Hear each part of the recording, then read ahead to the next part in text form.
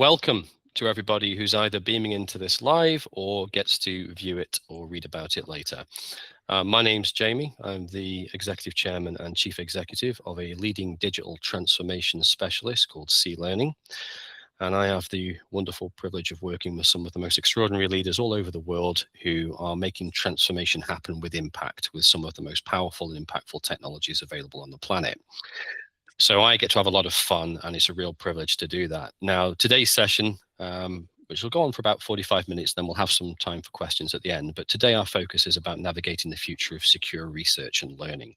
So we've got a number of leading universities, a number of leading colleges, and a number of very large multi-academy trusts that have signed up for the event today. And thank you for putting aside the time. It's very, very much appreciated. Before I get into the sort of rest of the format of the day, I just wanted to say thank you to my co-host Alex for joining me today. So welcome, Alex, and thank you. It is my absolute pleasure. Well, I appreciate it. I appreciate you being my co-host today. And we will take it in turns to raise some discussion topics with our two extraordinary guests that we have joining us today. Now, anybody who knows C-Learning well knows that we don't put on these things unless we've got something important that we think our connections should know about and our clients should know about. And today is no exception to that.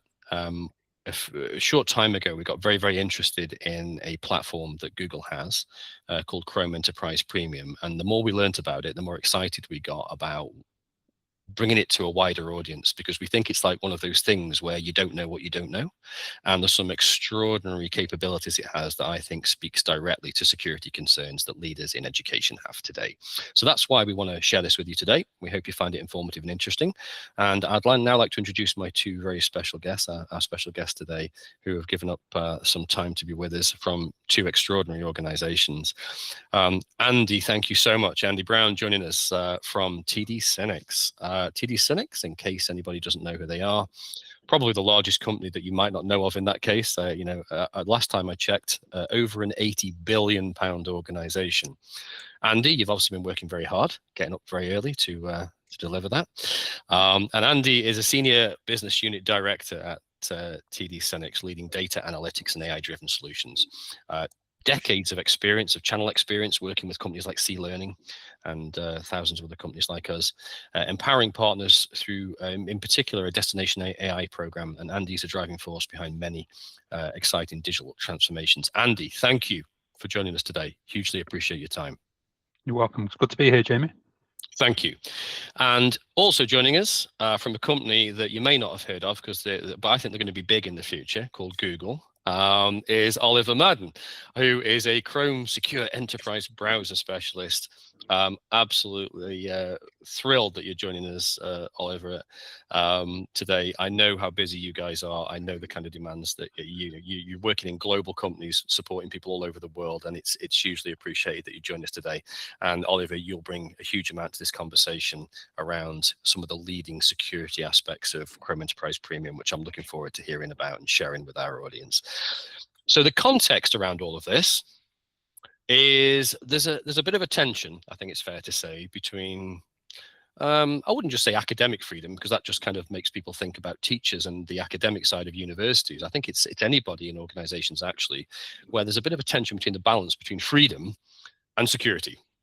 And Alex and myself were talking to some university leaders just yesterday afternoon, and one of those leaders quite rightly said, well, security has to be a top priority, doesn't it? And I would echo that, and I'm sure many people listening to this would agree as well. It simply has to be a top priority. But it does create a bit of a dilemma, because also we want to be free, don't we? We don't want to feel constrained. And I think very often things get locked down in such a way that security measures start to feel like a constraining factor rather than an enabling factor. And I'm sure many people can probably relate to that. So I'm going to kick off today with my sort of quite open sort of ended question or discussion topic to begin with. And I'll sort of put this to Oliver first, if that's okay, Oliver. Sure. And what I would like your thoughts on, and if you can share with everybody, is your thoughts on, in an education environment, whether it's higher education or colleges or a large multi-academy trust, there is that tension between maintaining an open culture and research and sort of rigorous security. From your perspective, and especially global perspective, that of course Google brings quite uniquely to the table, sort of how are you seeing something like Chrome Enterprise Premium bridging the gap between those two tensions of freedom to work in a way that you want to work, and also providing that safety and security that's needed in today's world. Can you share your thoughts on that? Yeah, so that's a good question. There is always going to be this sort of juggling act between sort of productivity, if you like, and that security level. And I don't think anyone's ever going to get that sort of absolutely perfect. But what we can do, I guess, is we can make things easier. And I think we were saying sort of, if we have spoken previously and was saying that the best sort of security is the one that doesn't seem to be present, if you like. It's just doing its thing in the background. Well, the way that we sort of approach this, if you like, and the way that sort of CEP, to give it an easier name to say, the Chrome Enterprise Premium piece, sort of approaches this, is we're leveraging something that is potentially already on someone's device in the form of the browser. All people are pretty familiar with the browser, in particular Chrome. It's on sort of 3.5, 4 billion devices today. So we already have that, if you like, that sort of security enclave ready to roll. And the key thing about this is when the users are using that, Chrome is doing all the hard work in the back end, if you like. We're not having to sort of like think about or stop or pop up or re-authenticate all the time in order to let a user do what they need to do. And the great thing about the sort of back end technology of it, if you like, is it's there and it can be guiding, so it can help users achieve what they need to do and visit the websites they need to visit. But more importantly, rather than that sort of don't let them go anywhere, it's kind of the way it handles data. So which is the important bit? We don't want that data that is important to us appearing somewhere else. That's where real control sort of comes in, or where the real technology comes in. The browser, if you like, is the modern endpoint. That's how we've got to look at it. So whereas before we used to let things happen at the device level and then we'd check everything on the device and the AV would kick in or whatever it might be, now what we're doing is we're doing it at the point of it being touched or used. And I guess with the browser being the sort of like the epicenter of sort of modern AI-driven work, let's not forget that risk, if you like to call it that, in the world, this is where it starts to show its sort of true colors and its ability to give you something familiar that you already know how to use, that you've been using day in, day out, but it puts some guardrails and some safety features around not just what's happening in the browser, but how that data is interacting with the user, and sometimes try to preempt even the user's fallibility, and sort of the user makes mistakes, so putting some guardrails around that in a familiar environment for them. So yeah, it's a bigger, obviously it's a much bigger answer, depending on who you're speaking to and who we're looking to protect. But I guess it's Chrome Enterprise Premium. It sort of like turns what I would say the world's most popular browser into a frontline security solution itself. Yeah, brilliant insights there, Oliver. Thank you. And I just thought when you were speaking that we got 10 minutes into this, and that was the first mention of AI, which I think makes it almost unique across webinars at the moment. So thank you, Oliver. And yeah, one of the takeaways for me from what you were saying there as well is how back when I was an IT director full time, we were all pretty much focusing entirely on the device, not the browser. But of course, the browser is where the smart focus actually, I would argue, now is. So the world has changed a lot in that way, hasn't it? Andy, same sort of themes for you and for your thoughts and reflections. Have you got anything you'd add to what Oliver's shared there? Yeah, thanks, Jamie. Thanks, Oliver. I think for me, it's kind of the balance between allowing effective collaboration of the people within the campus, but also ensuring you're risking against that data loss prevention. And I think that is particularly prevalent in an environment such as a university or a college, in that you've got all of these students, some of them, well, most of them, I imagine, bring in their own devices. You've got visiting scholars and guest devices, people coming in. So it's not like a uniform policy of a specific device. There's such a proliferation of different devices.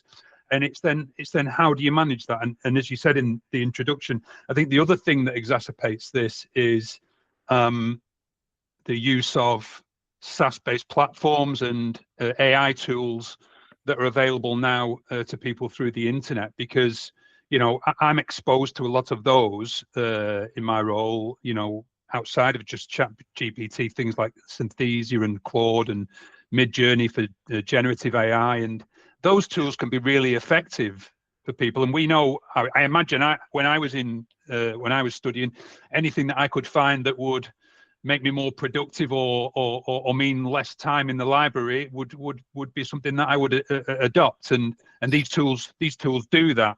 So I think it's doubly difficult to keep control of all of the devices, and on top of the use of all of the tools that are now available to people, whilst maintaining that environment of fostering research. You don't want to inhibit or impinge what ultimately the universities and the campuses are there to do, which is to generate research.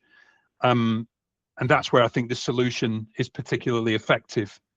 Yeah, great responses there. Thank you, Andy. Thank you, Oliver. That actually, what you were discussing there, Andy, actually segues nicely into the discussion topic I'm going to hand over to my co-host Alex to ask. So, Alex, over to you, and it might be, it'd be really interesting to get your insights on this next discussion topic, Alex. Okay.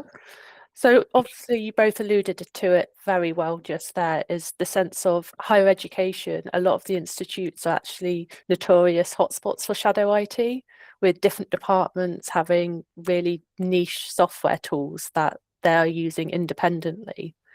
So I guess my question would be, how does actually transforming the browser from just a simple tool into like a visibility layer actually help identify and secure those unsanctioned applications across any institution? Yeah, and just to add to that as well, before you respond, Andy and Oliver, one of the big challenges that I always had when I was running sort of colleges and universities and whatever was the shadow IT that Alex referred to there. We would very much encourage people to bring your own device, but then I would be faced with this challenge from various network providers or even agencies to say, well, how do you know what people are doing on the network? How do you know? And I didn't ever really have a great response for that, despite all the mobile device management solutions and everything else that I looked at. I didn't have a great answer to that at the time. And I suspect what we might hear from you now is there's probably quite a great answer to that particular issue in Chrome Enterprise Premium. Alex, I'm not sure who you're directing it to first, but should we start with Oliver and then move on to Andy again? Yep. That sounds Oliver. good to me. Okay, Oliver, over to you. Sure. Yeah, I mean, and if we were really honest, if you go back in time to why this product even exists, Google didn't have a good visibility into that sort of layer. In fact, that is the bit that's sort of missing. We've always had device level sort of insights, and we had great network level insights, but what was happening in that intermediary place? Absolutely. One of the reasons why this whole sort of solution came about, and what we have now is the ability at that browser level to sort of have a deep visibility into the landscape of what the browser is doing, because the browser is inherently where the user is interacting, right? So we're finding that the browser, regardless of whether the device itself is managed or unmanaged, because that's one thing that, again, we struggled with the unmanaged world when it came to any of these solutions previously. There had to be some sort of client on the device or whatever it might be. We decided to try and remove that sort of obstacle and reduce the complexity of what we're trying to see. So Chrome Enterprise Premium has sort of like, there's two parts to it, if you like. One of them is what we call the core piece, which is like the prerequisite piece. The core piece allows you to, what's the best way to put this? Enroll the browser like it was a device. And when you enroll that browser, you can start to see lots of things in there, the extensions people are using. We use independent research tools as well from Spin AI and I forget the other one, that LayerX, to give you an independent assessment on things like extensions. What do they look like? What risks do they pose to the business, etc. Stuff like that. Then there's also the ability at that browser layer, again, to be able to see and sort of like dig into the security insights surrounding what's happening on the browser. So are people visiting high-risk domains? Are they potentially moving sensitive content? And we can get into how that sort of works at a later date. But essentially what we're doing is we're building this sort of staged plateau ready to sort of like enforce and to create a world of vision around that browser piece. So when we provide things such as DLP controls at that point, we're able to see it at the point it was actually happening. the great thing about how this works is it doesn't matter what device you're coming from. It doesn't matter who you are and what your name is. The whole point about this is to give a consistent approach, regardless of the managed, unmanaged world, and regardless of where that user might be trying to sign in from, whether it's a BYOD device versus a device that's being managed by something else. And it's giving you that sort of that real-time data on insights as to what users are doing at any point that you need to. Now, I want to stress, it can't see your web history. It can't see what you're searching for, if you like. That's not what the tool's here for. But what it can see is if one of those sites that you visited is considered a high-risk domain, or whether it's a potential phishing site, or one of the other tools that sort of sits in the back end is called web risk, where it can find domains that look like your domain but aren't. So those are very common in those phishing sort of attacks, where they send you somewhere and it looks like the right URL, but it's not. This sort of unified approach, if you like, simplifies security it more than anything. And as a sort of byproduct of that boosts productivity, because it doesn't slow users down. We're not trying to make this overly complex. You've got to sign into here, then activate your VPN and do this and do that. It's a simple process in this. And because that's backed by like the Google's threat intelligence, the GTI system as well, it's a kind of a simplified, cost-effective, but a very powerful security solution that can be made a constant across your managed and your unmanaged fleet. And again, that data that we're sort of working with here has probably never really been seen before in the business. So this is all fresh, enriched data that you can push into your SIEM or SOAR of choice and start to make real informed decisions about what the security posture looks like within your business per user. I guess that's really the overarching appeal of this. Awesome. Great response and insights again, Oliver. Thank you. And Andy, anything you'd add to Oliver's comments there? Yeah, just a short one, really. If I think again about some of those, the adoption of AI tools that I talked about earlier. So often those tools are unapproved. Typically those are unapproved, things like ChatGPT. And what you don't want as an organization is sensitive data being uploaded into those central large language models. So I think the ability of the solution to inspect kind of paste and upload activity, to be able to identify PII, personally identifiable information, or maybe it's research data. Maybe you've got a professor that's used one of those tools to create an executive summary of some research to then share with the sponsors or investors. That's the kind of thing that you're looking to prevent, and the tools within Chrome Enterprise Premium allow you to warn and prevent that type of behavior. But the beauty is not across the board. So you might be happy with students accessing certain unapproved AI tools, but you wouldn't want a research scientist, or you wouldn't want somebody that's more senior within the organization uploading their data into there that's potentially compromising the IP of the Education Institute. And again, CEP allows you to have that degree of flexibility in terms of almost like role-based access control within the browser, and applying the security settings where necessary to minimize risk. So for me, that would be a big win, to use this solution. I think to Andy's point there, just to add, yeah, absolutely. We sort of approach it from a slightly different angle, rather than sort of a blanket sort of solution that's sort of spread across regardless of whether you need it or not. It's led by the identity. So the great thing about it, everyone will have an identity. Everyone will need an identity to sign into their sort of portals, and those identities can be graded then, depending on what you're exposed to and what you should or should not be doing, if you like. Very agile, and it does mean that, yeah, it's a very simple and scalable. You just send someone a login, and that's it. The attributes are based and locked to that identity piece. So yeah, it makes things very much simpler. Good point. Absolutely. Great answers again. Thank you so much for your detailed insights there and responses. There's a lot to reflect on with that one. And again, segues nicely into my next discussion topic, really, following on from Alex there. And my next discussion topic is sort of about this zero trust world that we kind of need to be in, where we know we can provide a proper secure environment and not have, you know, shadow IT devices sort of somewhere on our network doing things we don't know about.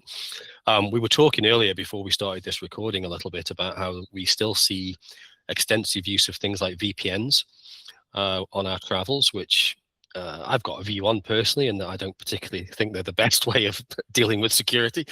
I know that's arguable, but that's just my view. I'd be really interested in your views on this, and I'll come to you again, Oliver, first, and then hand over to Andy. But in the sort of hybrid world we're all working in now, how does Chrome Enterprise Premium speak to this world where we still see people using VPNs and things? And does it simplify that security agenda for leaders who have to manage security? Does it simplify the need for things like having all of these different tools like VPNs and other things? Is there an opportunity there that maybe people don't know about to no longer need things like VPNs, and maybe Chrome Enterprise Premium is possibly the solution for that? What are your thoughts on that, Oliver? Yeah, again, this is another one of those scenarios where, in its time, the VPN was essential, really, if you wanted to have a secure access to an application layer or application stack from a remote or maybe unsanctioned arena. Now, with this, exactly to your point, we leverage because that browser piece. Let's just think of the browser as the client, which is necessary to deliver these secure tunnels, if you like, back into the data stack. That's where the sort of modern world is at the moment. So we can deliver secure and sanctioned access to applications across the workforce, regardless of where that user is coming from. There's a couple of clever things that happen here. So I'll just take you through that zero trust conversation, that zero trust sort of wording is sort of now becoming very, very popular, but also people are starting to create their own versions of it. Essentially what it means from our browser perspective, if you like, that there are three core elements that need to be checked and gratified. One is the identity, as we just spoke earlier. So whatever your IDP is, that is your source of truth for all your users. Chrome can then do what we call a posture check of the device when that user is accessing said application or trying to access, and that can look at various different signals from encryption to antivirus, etc. Then it will also do like an environmental check, and that environmental check will check things sort of like IP, geolocation, time of day. Is this user supposed to be coming in from here? That then gets pushed into a sort of rules engine, which is created and configured by yourselves to decide whether or not that user should have access to set applications or not, or however you wish to do it. So it gives you, we can remove that VPN element, if you like, and that old-fashioned way of sort of proxies, etc., because now we can deliver all of that through that Chrome Enterprise engine, and that will give your apps will sit behind all of that.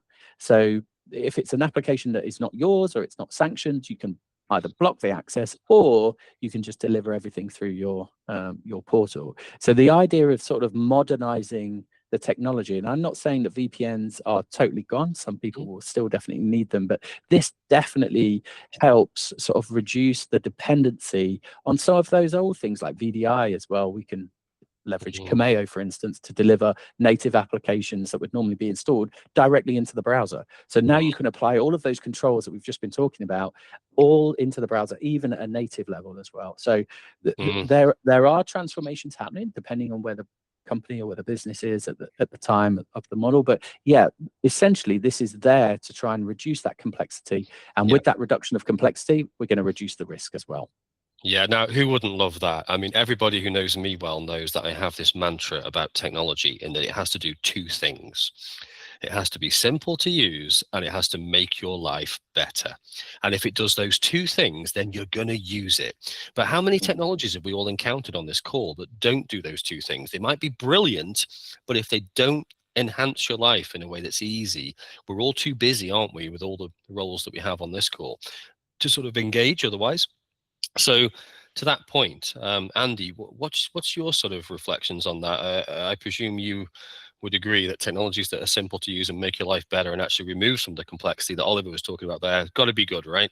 Yeah, absolutely. And I think the third one I'd add to your list of you know, when deploying a technology is, am I going to see the return on it? And I think for something like Chrome Enterprise Platform, if you're managing to start to move certain parts of the organization away from dependencies on client software and the need to update all of that and install that on people's personal devices, and the updates and the administration and the overhead that comes with that, I think quite quickly the case for the return on a solution like this builds up. And hey, I run a team of, one of the things I do at TD SYNNEX, I run a team of engineers that they go out onto site, and so for them to run a corporate device isn't always plausible. They join in other people's networks to do the work that they do.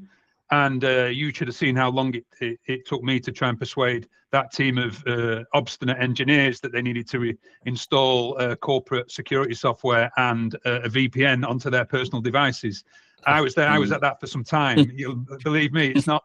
People don't like to do that onto their own devices, and that's a headache and an overhead for the people, I guess, within. If we've got IT directors on the call, they will have people that are doing that activity. It's a mammoth task to keep on top of that and the patching and ensuring that people are up to date and all of that stuff. So this also fixes that problem, and again, I think another real reason why it should be considered. Yeah, 100%. So many fascinating issues you're raising there that it's almost a webinar in itself, actually. So we may well run another one of these actually in the near future to cover, or maybe deep dive into some of these topics you're talking about, because some of them are quite significant topics in themselves, I think. Alex, I'll hand back to you to ask the next question. To be honest, Andy did it perfectly there, because my question would be about scalability, because you're obviously seeing trends across multiple markets now where organizations are trying to scale.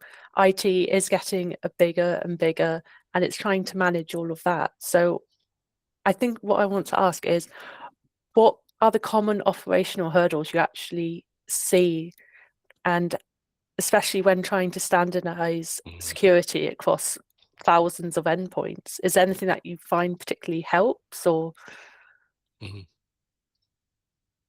Are you going to first? I'm going to go to Andy for this one. Okay. Hi, thanks, Alex. So yeah, for me, I often find this easy to think back to some of the ways in which I find myself inhibited by the use of technology. So if you think about security locking down someone's mobile phone, if I've got a work profile and I've got a personal profile and I want to move an expense, I've booked a train on my personal account, I want to claim that back through my work account. It needs to be seamless and easy to use, and the problem often is with DLP solutions that isn't the case, that it's not seamless and it's difficult to operate in a BYOD environment, your own applications and instances alongside those that you require for the day job, as it were. So I think that's important. I think it's also important not to be too heavy-handed with the users, and I think CEP again gives us the ability to warn and justify the action that they're trying to undertake within the browser, as opposed to the heavy-handed no. A computer or application says no, you can't do that. And again, that gives a clear audit trail for the IT directors that will be within your higher education institutes. And then also, I think about back to natural human instincts, which is I want to make my life easier, and I do it all the time using AI tools within work. I've done a lot of manual work, but then I want to make that available for my line manager or to share with somebody within my team. And to make that look professional, I will run that through an AI tool and say, create me an executive summary of this work that I've done. And again, if that's proprietary information that has got some IP in there from my organization, or in this instance from this higher education facility, that is not appropriate to copy and paste that into a ChatGPT or equivalent online AI tool. And I think, again, that's where CEP comes in and almost trains the user and makes them think about, well, actually, what does that mean? What am I doing there by pasting that into a publicly available ChatGPT style engine and educate them going forward to prevent that behavior in the future. And all of which I think CEP supports that balance between getting the productivity, but also ensuring that you're not giving away sensitive information. Yeah, 100%. Yeah, and we've had some great feedback. Whilst this product is still, features are being added to it every week, right? And this is the key sort of big problem that people were having with it, was that there's this concept, as I think you've said it quite well, Andy, is this: I've got a work world and I've got a personal world. So on a device where it's mine, my personal world should never be interfered with my work world, if you like. And the sort of introduction of things like sort of profile separation. So when a user does sign in with their work credentials, if you like, into a work application, Chrome will instantly build out a new window for that work environment to sort of happen. This could be on your personal device, remember. So what you want is, at the end of that working day, when you close that window down, that's it, gone. There's nothing else there. Trying to put clients and software onto personal devices. I was going to ask you, did you manage to actually get that to happen with your Eng team? Because that, do it. Yeah. So wow, that would be worth billions by the bottle. That so yeah, that's a real life. Absolutely, and that's not because they don't, that they're avoidant of the actual solution. It's because it's not appropriate for the scenario that it's been applied to. Again, if we look at the traditional sort of methodologies we've used before, they were all very blanket, all or nothing. You need this on the device, otherwise it's not going to work. Now we're introducing that familiarity and utilizing that the application of the browser that it's already there on their devices, but we're just able to sort of like separate it out, get it to be used in different ways depending on the need cases, I guess. So that helps you to, and all of those features that we looked at, the DLP features that can stop things being copy and pasted outside of that work session into a personal session, just means that the user can still use their personal world and it doesn't get marred and introduced into their work world and vice versa. That gives us a lot of flexibility when it comes to inviting users to use whichever device they want to. It no longer has to be this and managed and that and all that jazz. And that again just gives us that sort of security across that supply chain, across that sort of world where we can reduce the problematic scenarios that we're used to, and also reduce the risk of things like data breaches or users going to nefarious sites that they shouldn't do. So yeah, this is just a very nice, light-handed, agile way of doing things. Yeah, just well, I just want to dive into one aspect of what you're talking about there as well in a little bit more detail, and to give a very real example that I think some people on the call can probably directly relate to in terms of roles. This is from, I'm just going to paraphrase a real conversation that I was in recently. Professor who is working on some very sensitive IP. Universities, of course, are targets for high-level phishing attacks and various other malicious kind of attacks to try and get data of certain kinds, especially for those universities working on very sensitive things. Sort of, how does the AI-powered threat detection features of Chrome Enterprise Premium sort of speak to that challenge and offer a superior level of defense compared to what people might be familiar with today? Because I think there's something quite powerful there about protecting IP and research and work for a professor who's maybe going to be targeted by somebody who wants to get access to what they're working on. I'll put that sort of to you, Oliver, because of your specialism, I suppose. Have you got anything specific beyond what you've already said that you'd add to that particular sort of specific scenario?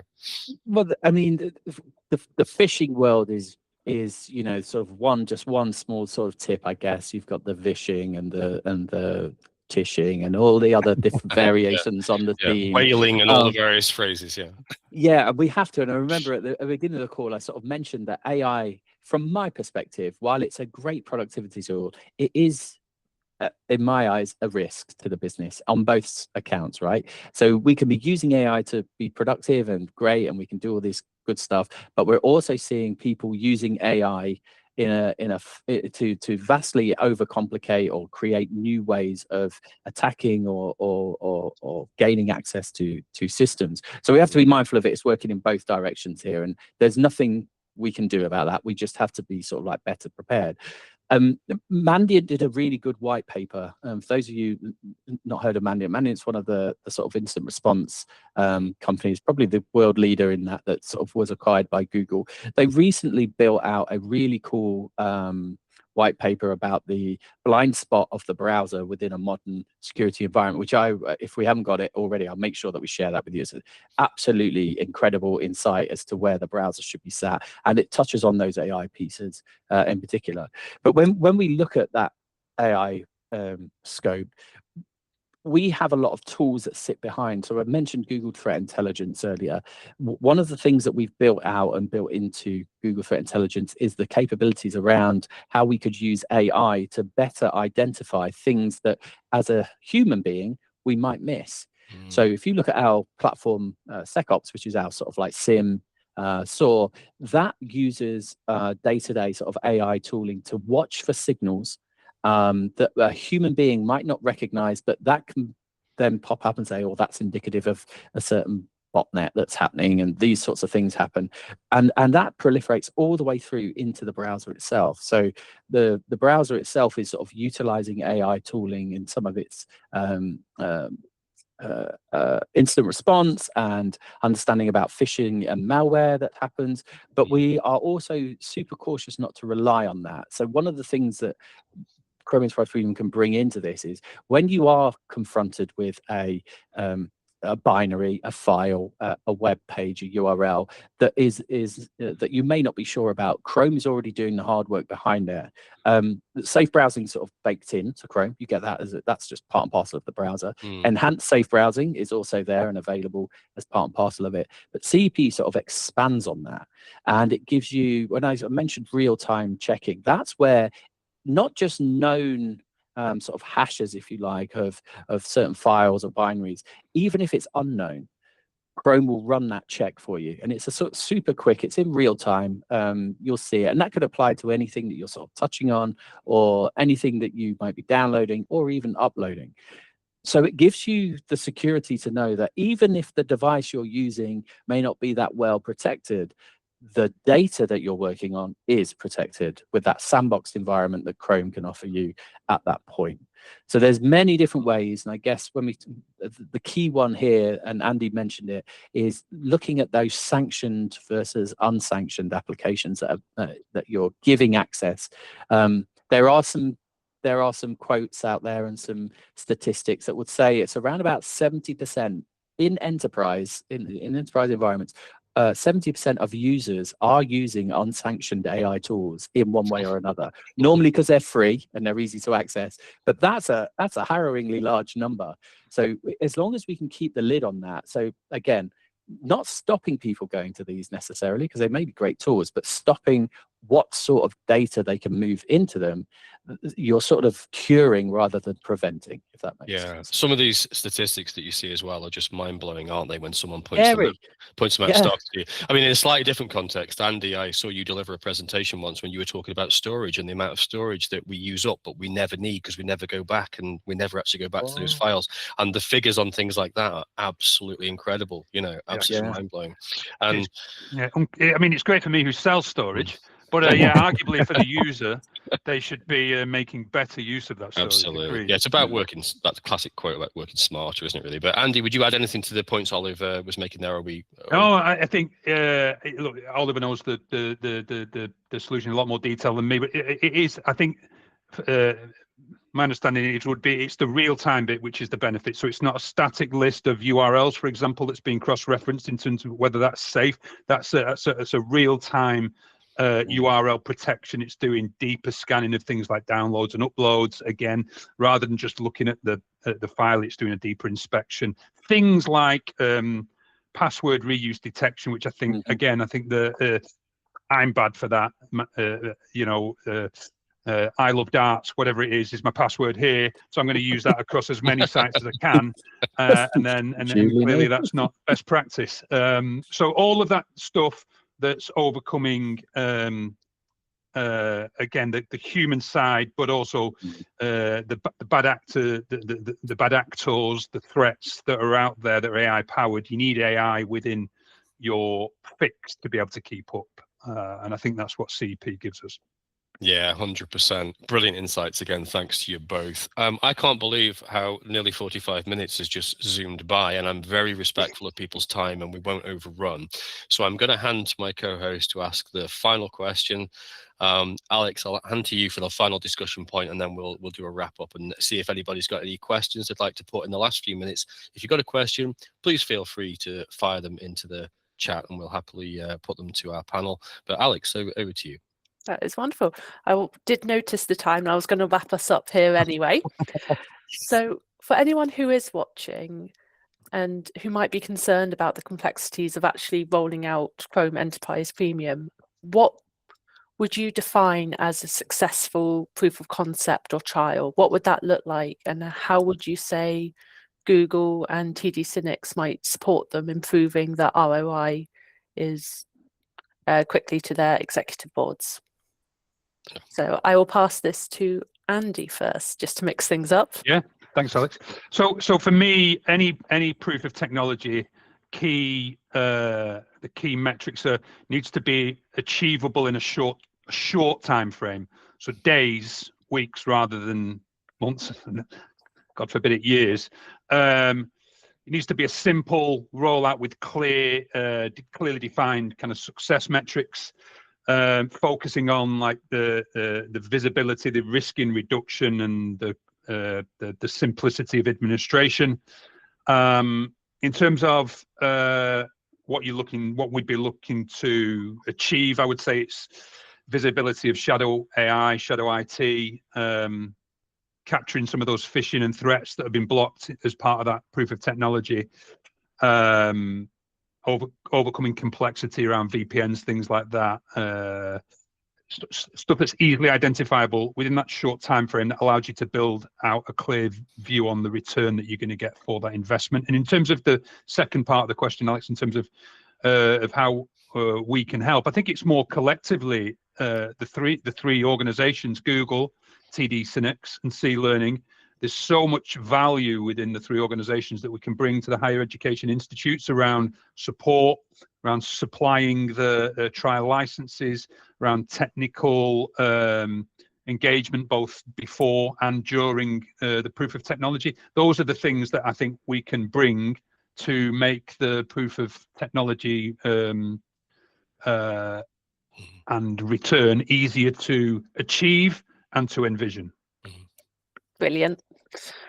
Awesome. Yeah, and I'd probably just add on top of that, just from a sort of solution optic, if you like, it can be done in parts as well. The nice thing about this is that if this goes at the speed that your business is capable of, so having a play in that core world, which will allow you to turn on what we would call it security insights, that would generate a report for you.